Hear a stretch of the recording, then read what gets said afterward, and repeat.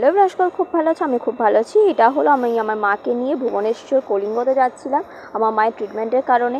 আর এখান থেকে আমার বাবার অপারেশন হয়েছে। আমার বাবার যেহেতু ব্রেন স্ট্রোক, দুবার ওটি এখান থেকেই হয়েছে। এবং আমি আমার মাকে নিয়েও চলে গেছিলাম, কারণ আমি জানি না যে কখন আমাকে কোথায় কীভাবে চলে যেতে হবে আমার চাকরির কারণে। তাই যতক্ষণ ছিলাম, যতদিন ছিলাম, আমি চেষ্টা করেছি আমার মা বাবার পাশে থাকা, দিদির পাশে থাকা। জানি না কতটা থাকতে পেরেছি এবং এখন কতটা পারছি, ভবিষ্যতে কতটা পারবো, তবে চেষ্টা করি যতটুকুনি পারি। আর মায়ের যেহেতু কোমর, হাঁটু, পায়ে এসব ব্যথা, তাই ওনাকে দেখানো হচ্ছিলো কিছু কিছু ব্যায়াম। এই আমাদের ফিজিওথেরাপিস্ট ইনি দেখিয়ে দিচ্ছিলেন।